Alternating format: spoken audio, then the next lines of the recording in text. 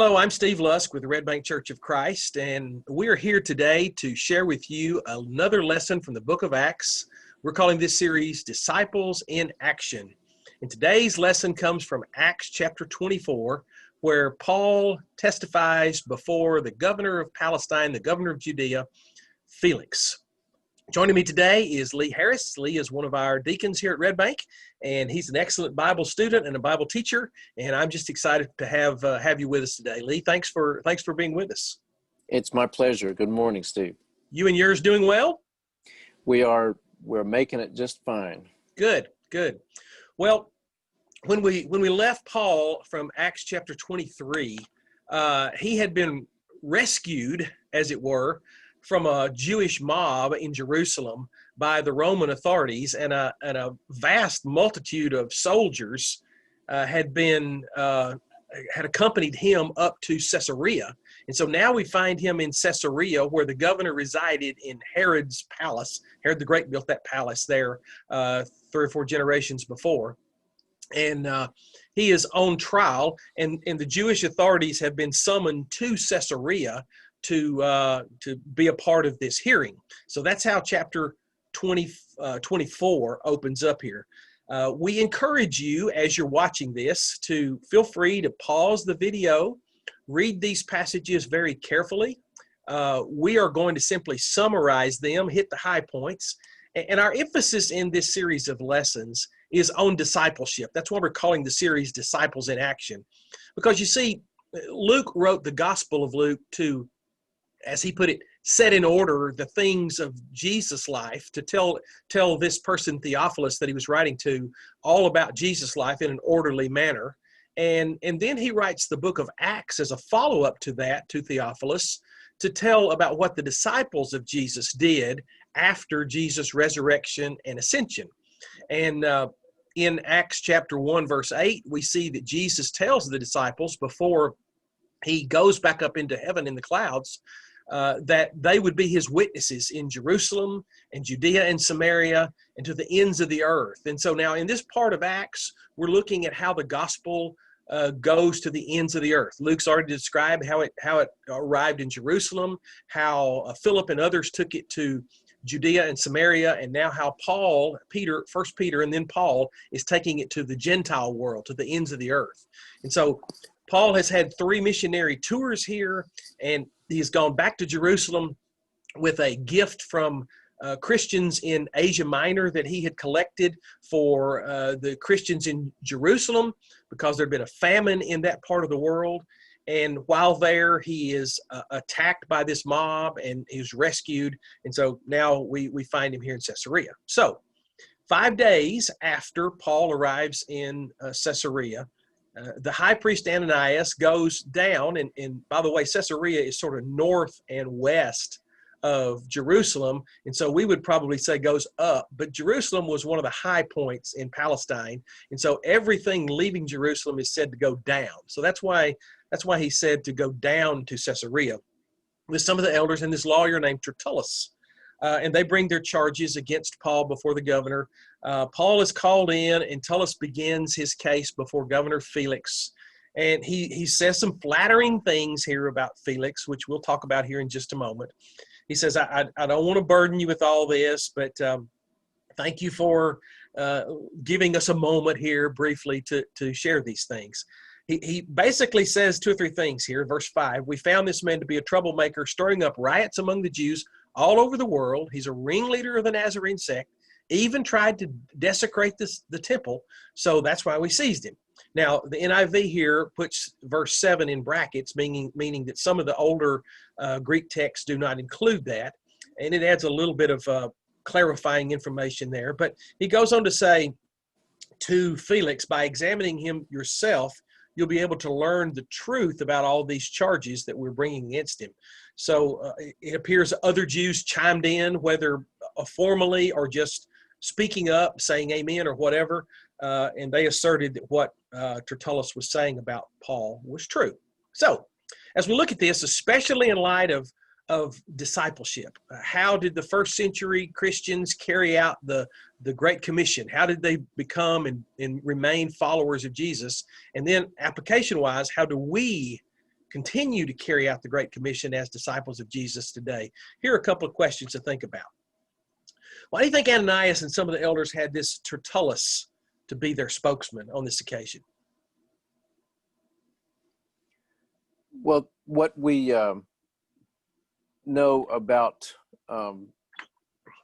lawyers is that they, especially if they're going to be ones who have to make a case before, in our case, a jury or a judge, they know how to be able to speak well and to speak Right. clearly. Right. And I believe the point in this time was that many times people were highly trained in what was known as oration. Mm-hmm. And that was something that was highly valued because, most people learned things through, listening to someone speak. And so being gifted as an orator would mean that, you could really use language in a powerful way to influence people and to move people and sometimes maybe entertain them. And so I think we see aspects of that in how Tertullus addresses Felix here, and the fact that we would maybe think it's a little bit over the top in terms of what he says. And if you've ever had occasion to hear someone who was especially good as a speaker, then you will notice some of their ability in that, because they can be distinguished from the average person in how they communicate. Yeah, one of my preaching mentors, Dr. Billy Smith at Freed-Hardeman University, he used to say we should paint word pictures when we preach, and I think that's one way to describe what an orator, a trained orator, does. He or she paints word pictures, and we use the expression flowery speech, and Mm-hmm. Maybe Ananias and the elders, maybe they would have been too emotionally attached to the situation to really be clear-headed and to be able to stay on point. Cynically, I would like to add too, some of the things they were going to say were just not true. And so maybe Ananias and the elders were kind of covering themselves a little bit by saying, we can let this lawyer Mm-hmm. bring up these charges that we know in our heart of hearts are not really true, but if he says it, then we're okay. So Right. again, that's a cynical viewpoint about this, I guess. But frankly, I wouldn't put it past many of the opponents of Paul, and going back even to Jesus and other disciples of Jesus, as they did battle with Christians over the course of the first, really about 30 years of the church. Most of the persecution that arose in the church came from the Jews, not from the Roman authorities at this point, at least. So another question, you talked a little bit about Tertullus's approach, but what's surprising in what he said specifically to Felix? Well, the accusations that he brings against Paul are really not based on the facts, and he, Right. From the outset, really tries to paint him as a troublemaker and someone who should be of concern to the Romans. So it's, he goes on the offensive immediately in terms of the charges he brings against Paul. Right.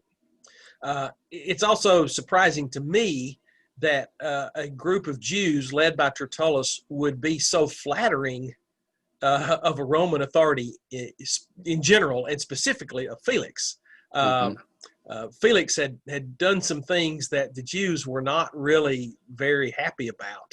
And in general, they were very resistant to the Roman occupation of their Palestinian territory of Judea and Galilee.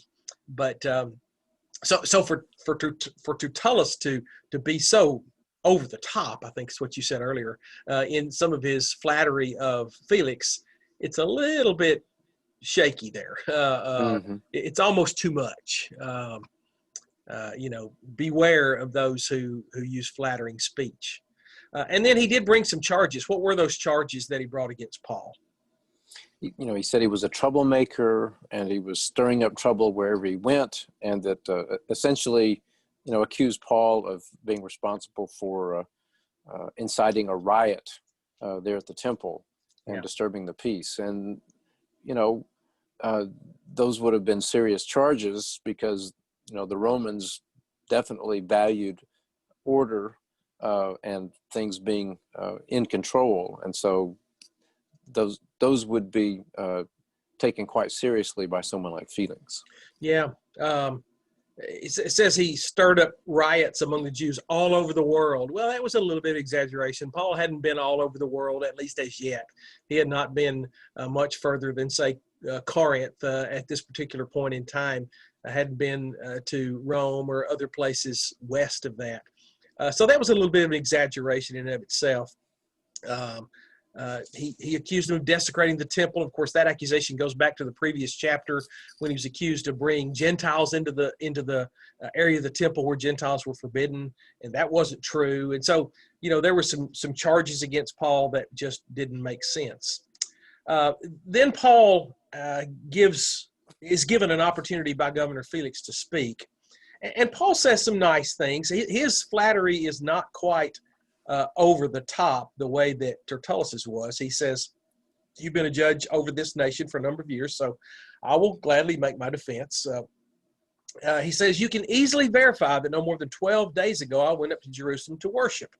I wasn't found arguing with anyone, stirring up a crowd, or either in the synagogue or anywhere else in the city. They can't prove any of the charges they're making against me." So he says, "I will admit that I worship the God of our fathers, of our ancestors, as a follower of the way, which they call a sect." Notice Paul says they call it a sect, not me. He says, "I believe everything in accordance with the law and the prophets. I have the same hope in God as these men themselves have, that there will be a resurrection of both the righteous and the wicked." So he says, again, this is something that caused him to get slapped in the previous chapter. "I always strive to keep my conscience clear before God and man." Previously, he said, I have lived in all good conscience before God.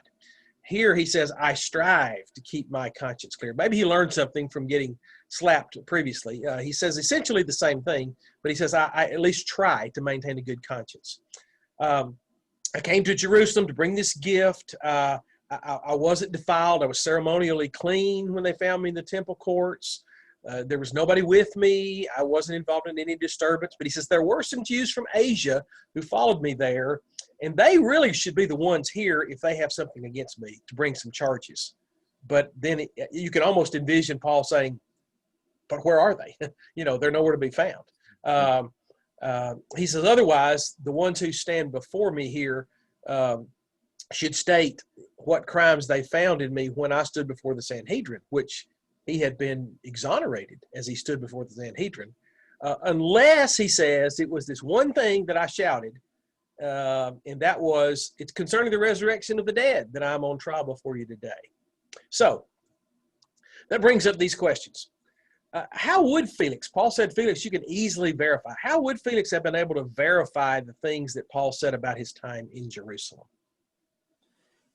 You know, whenever there are legal situations, there are things entered into evidence to corroborate either the charges that are being made against the accused, or perhaps in terms of the defense, which are brought, and these are seen sort of in those lights. So if you think about Felix's position as the leader of that regional government, he has at his disposal, the military, the judicial, the governing bodies, and the Romans were very good at order and creating a sense of how things would be in control, because they definitely wanted to keep things in control. So they would have had, for example, the communication that had already gone forward from, I believe, the centurion there in Jerusalem. When Paul was transferred up there, he explains to him why he's sending him up there. Right. So you would have that kind of documentation.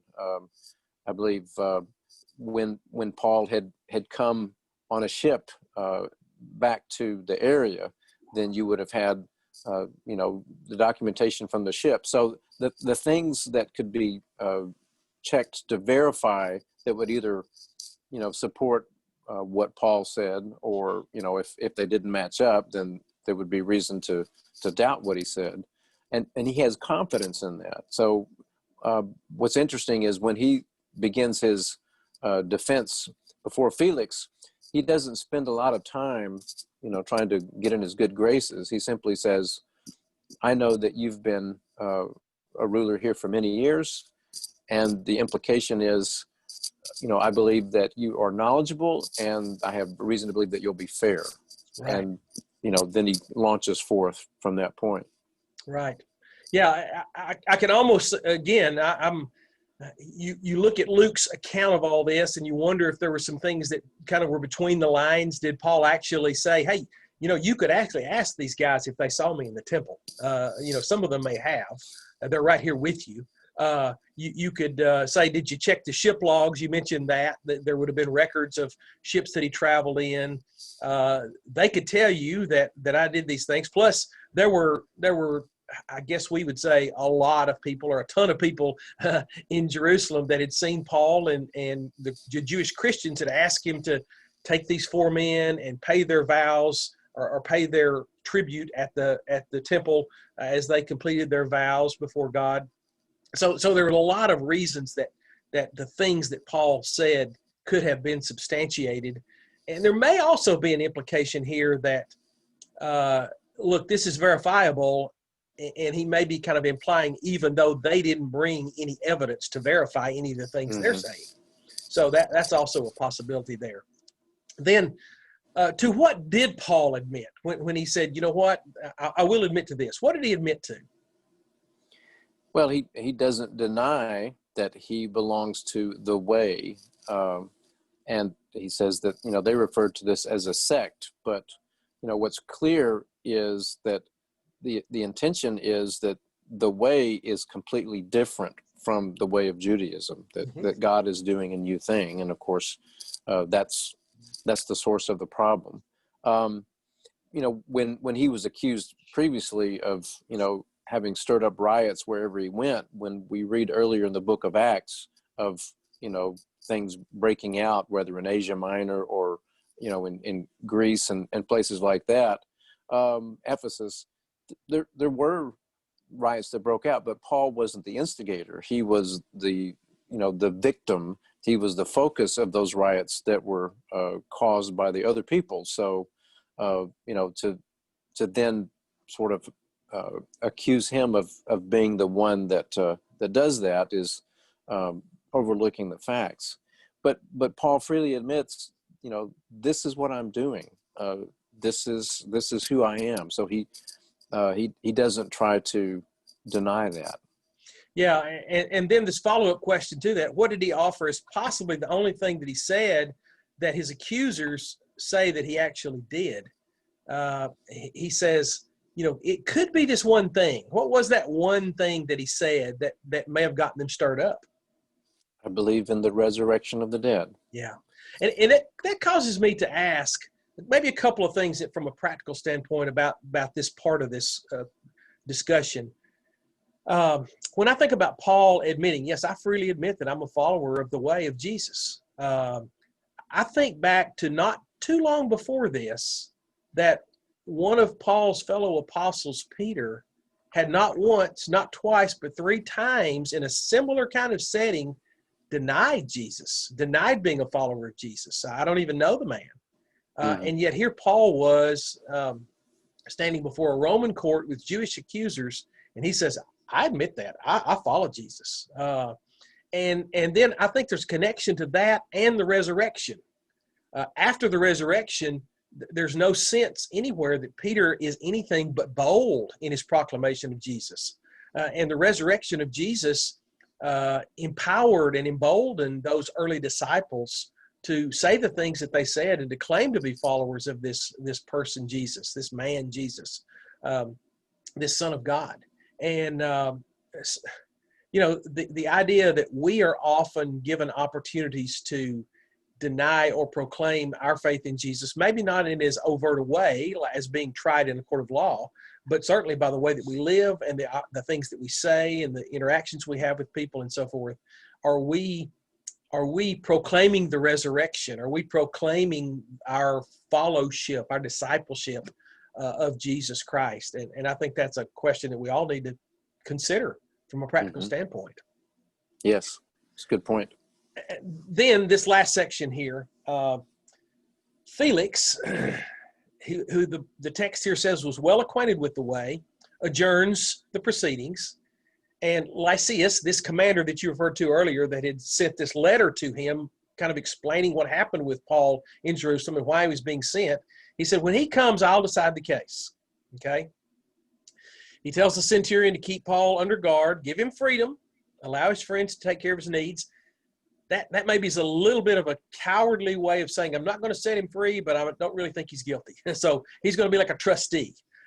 Several days later, Felix came with his wife Drusilla, who was Jewish. He sent for Paul and listened to him as he spoke about faith in Christ Jesus. And as Paul talked about righteousness, self-control, and judgment to come, Felix was afraid and said, that's enough. You may leave. When I find it convenient, I'll send for you.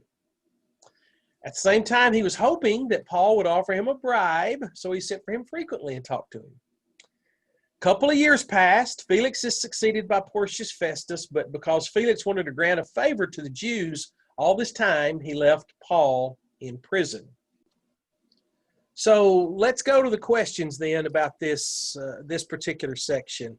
First of all, the text says that Felix was well acquainted with the way of Christ. How do you think Felix became so well acquainted with the way of Christ?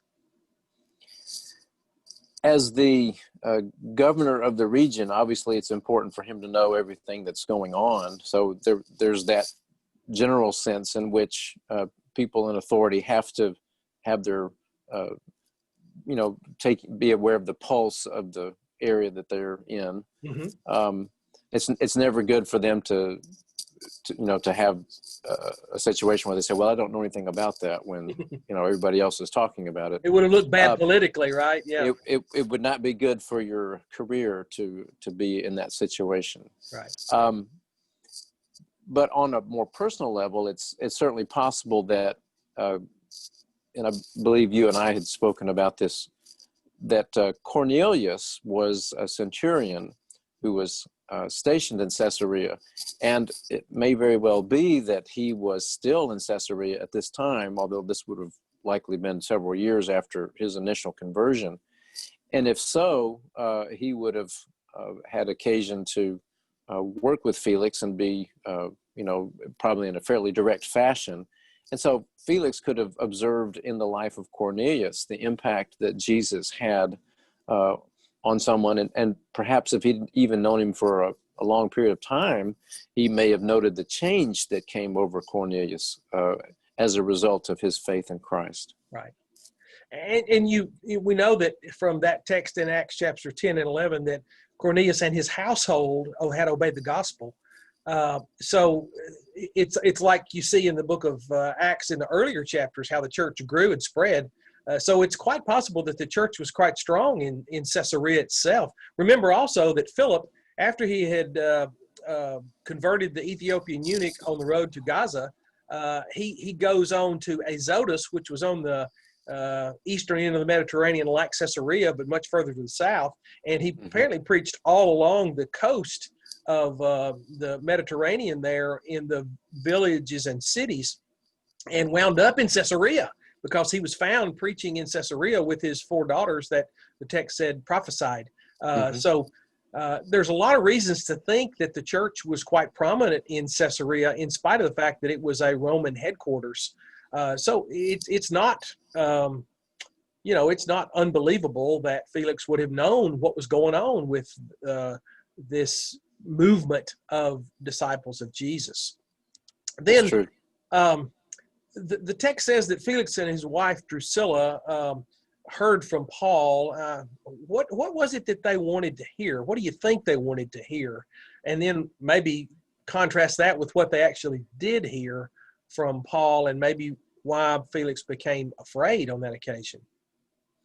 Well, just as we said that it's possible that Felix would have known of people there in Caesarea who were Christians and who had been impacted by the gospel, then Paul would have been, exhibit A of someone whose life was transformed by Christ. Mm-hmm. And knowing that he was one of the leaders of, in Judaism, and, one of the rising stars who had suddenly turned and become a follower of the way, they would have likely said, we want to know why that's the case, because this just never happens. And so the opportunity to hear directly from Paul without there being sort of a legal situation that there would have been like a trial would have been probably very interesting to them.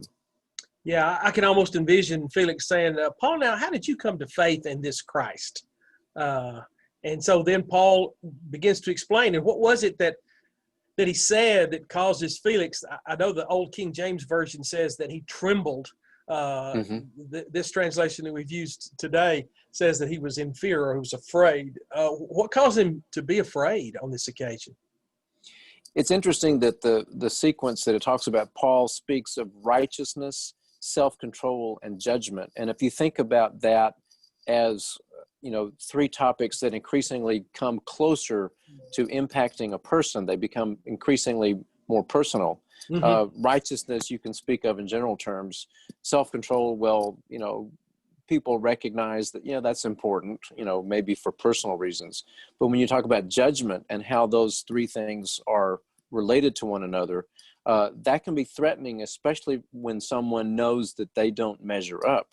And there is a sense in people, and usually they will try, so hard to deny it, that they know that there is right and there is wrong, and they know, or they have a sense of how they measure up in those terms. Right. Yeah, it's almost like, like you say, this progression that Paul's hitting closer and closer and closer to home. And I think there's a touch of irony here that Paul was being judged by Felix, and Paul essentially tells Felix, you know what? There's a greater judgment that's to come. There's a judge that's over you. You, as Paul had said to the church at Corinth in his second Corinthian letter, that you are going to stand before the judgment seat of Christ to give an answer of the things that you have done in the flesh. When you get down to that, I mean, that's even for those of us who are doing all we can to live right and to put our faith and trust in Jesus. That's a thing that gives us a little bit of pause. I'm going to have to answer to God for how I live my life.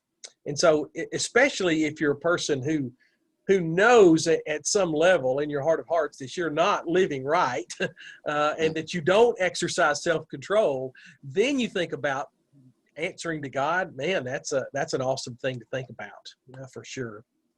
Well, as we close this out, and again, Lee, thank you for your time today. We want to leave our audience with a couple of just some thought-provoking questions that maybe you can discuss with your family or with your small group or just ponder for yourself. But the first of these has to do with testimony in a court. Have you ever had to testify in a court proceeding, Lee? Have you ever had to do that personally? I've not testified, but I did serve on a jury once, and here in Chattanooga a few years back, and that was very interesting to see that in a very personal way. Yeah, it's an awesome thing to raise your hand and in many cases put it on a Bible and say, I promise or I swear or I affirm to tell the truth, the whole truth, and nothing but the truth. It's kind of a scary thing to think about testimony in that kind of proceeding. So how do you think Paul was able to maintain such control, such a level head in these kind of circumstances, and what can we learn from this? He says of himself, and I believe it's true, that he always strove to maintain a clear conscience. Paul was the same person before Felix that he was in Jerusalem or Athens or anywhere else when he was with fellow believers or when he was with unbelievers in prison. Regardless of where he was, he always tried to live before God in terms of integrity and recognizing his relationship to Christ. And so I think when we live that way, we don't have to be as concerned about the circumstances in which we find ourselves. Yeah. Yeah. Truth is its own best defense, isn't it? You're Yes. telling the truth in a court of law. There's no reason to be nervous. Here's the truth, not some kind of skewed version of it, or the truth as I see it, or my truth, but rather the truth. And that's what Paul built his life on. And I think that's a very valid point that you make, that he was a person of integrity. He lived true to his conscience. Granted, at times in his life, his conscience had been trained improperly. He was pursuing the wrong things. But once he found out what he needed to do, once he found the truth, then he continued with that good conscience in pursuing those things that he understood and that he knew were truth. And of course, that's the lesson for us. When we have the truth to stand on, there's no reason for us to fear. There's no reason for us to fear questions or scrutiny, or any kind of accusations that people might level against us. When we're teaching right and living right, then there's every reason to be in control. Well, because of some technical difficulties, we've lost Lee, and it's not his fault. It's the technical difficulties are on our end. We apologize for that. We do appreciate Lee joining us for our discussion here today.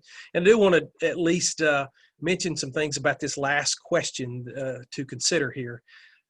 When we talk about righteousness and self-control and judgment to come in our conversations, we're talking about things that ultimately matter.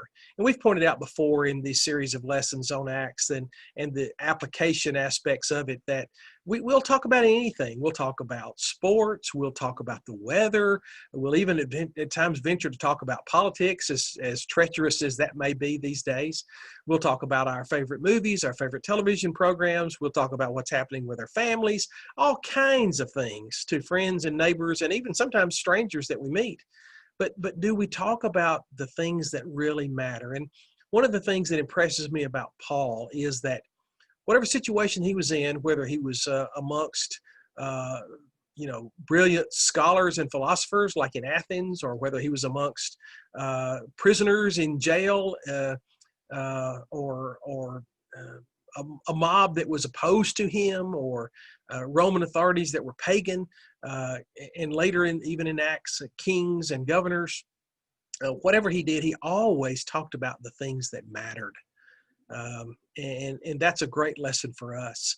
And yes, it's okay for us to talk about all these other things, but by all means, let's talk about the things that matter, like righteousness and self-control and judgment to come, because these are things that are of eternal importance. Well, we hope that you have enjoyed and appreciated this aspect of our Acts study. And as always, if you have questions with regard to this, if you would like to discuss these matters further, then please get in touch with us at the Red Bank Church of Christ, and we'll do all we can to investigate with you what the Word of God has to say. If there is something that we can pray for, something we can do for you, then please let us know about that. We want to be helpful. We want to make a difference in this community and around the world. And again, we invite you to study these matters more closely, more thoroughly than we've been able to do in our limited time frame here today, and investigate them in light of eternity. So as disciples of Jesus, we pray that we will do all that we can to be like those first century disciples in seriously considering how we can carry out the Great Commission, the gospel of Jesus Christ, in our own lives. Thank you so much for joining us, and you have a great day.